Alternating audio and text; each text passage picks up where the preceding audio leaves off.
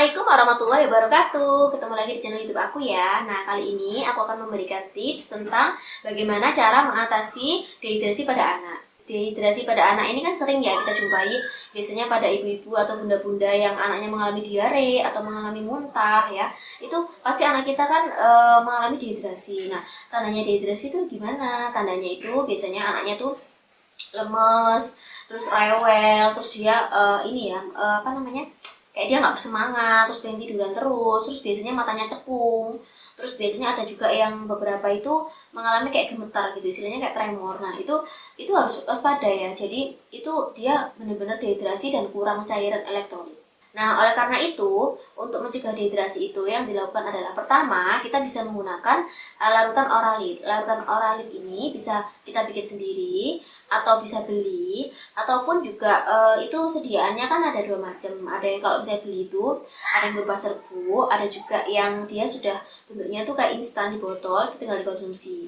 Nah, untuk dosisnya oralit itu untuk anak-anak yang usianya itu 6 bulan sampai 2 tahun itu konsumsinya itu 90 ml sampai 125 ml. Jadi nanti bunda-bunda bisa mentakar ya. Jadi oralitnya itu 90 sampai 125 setiap dia selesai BAB atau kondisinya misalnya setiap dia selesai muntah gitu.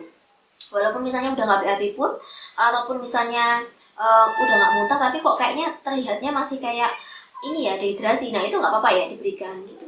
Nah, untuk anak-anak yang usianya 2 tahun ke atas, itu dosisnya itu bisa memakai 125 sampai 250 ml setiap habis BAB dan habis muntah gitu. Jadi nanti ditakar dosisnya segitu. Dan nanti penggunaannya itu harus maksimal 24 jam ya. Jadi kalau bisa 24 jam itu cairan oralitnya itu harus segera dihabiskan gitu. Kalau misalnya nggak habis ya harus dibuang.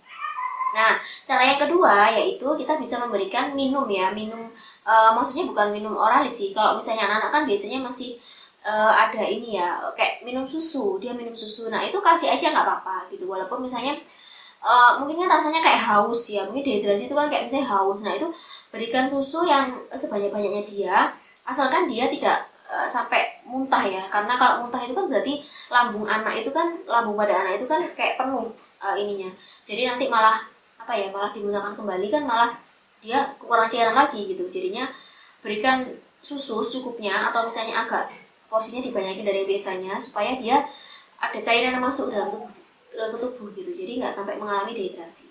Nah, setelah itu selanjutnya bisa juga anak-anak itu kalau misalnya diare itu kan rasanya lemes ya, setelah minum oralit terus juga minum susu itu juga biarkan mereka itu istirahat cukup. Atau misalnya kalau misalnya mereka kayak lemes gitu kan biasanya mereka pengen tidur. Nah, itu nggak apa-apa, jadinya itu kan untuk recovery supaya dia tidak lemes ya, jadi kembali aktivitasnya itu seperti semula lagi gitu, jadi nggak lemes. Nah, untuk cairan rehidrasi itu juga bisa diminum bersamaan dengan obatnya ya. Misalnya gini, maksudnya nggak bersamaan banget, misalnya di jeda misalnya 1 jam nggak apa-apa, karena kalau untuk diare dan muntah itu kan harus memakai ada obat sendiri kan biasanya.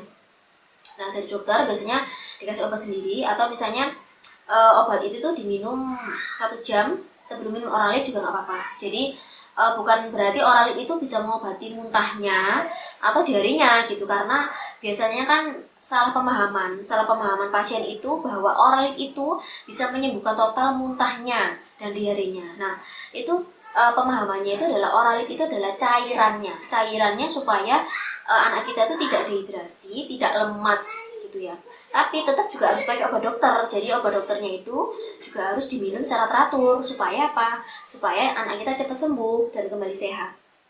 Nah, kalau misalnya anak-anak biasanya itu sediaan atau merek yang ada di apotek itu biasanya bisa mereknya Pedialit atau Dehidralit atau Renalit. Nah, kalau Renalit ini dia itu bentuknya kayak air ya, jadi kayak putih gitu, botolnya kaca, harganya itu sekitar 20 ribuan sekian gitu. Kalau Dehidralit itu warnanya pink, jadi mungkin lebih ada rasanya ya. Untuk anak-anak kan biasanya kalau oralitnya ada rasanya itu mungkin lebih lebih menarik gitu loh. Terus ada juga Pedialit ya. Pedialit itu warnanya itu ada yang putih, jadi warnanya tawar, rasanya tawar, ada juga yang rasa permen karet atau bubble gum. Nah itu mungkin anak-anak kan mungkin kalau dengan sediaan yang sudah tersedia yang udah jadi itu kan mungkin lebih tertarik ya untuk lebih minum. Kadang kan kalau beberapa kasus itu ada anak-anak itu yang kayaknya minum cairan elektrolit itu kayaknya mereka agak-agak ini ya, kayaknya nggak suka gitu karena mungkin rasanya kan agak aneh karena kan cairan elektrolit itu kan isinya garam dan gula. Nah gitu supaya mereka tidak lemas. Nah kalau misalnya mereka seperti itu, cara mengatasinya ya kita berikan atau sediaan-sediaan di apotek itu yang misalnya ada rasanya, itu mungkin lebih menarik bagi anak-anak. Sekian dulu ya tips yang bisa aku berikan, mudah-mudahan kita bisa memberikan manfaat ya untuk bunda-bunda sekalian, terutama untuk anak-anak yang lagi mengalami dehidrasi. Jangan lupa tetap jaga protokol kesehatan. Wassalamualaikum warahmatullahi wabarakatuh.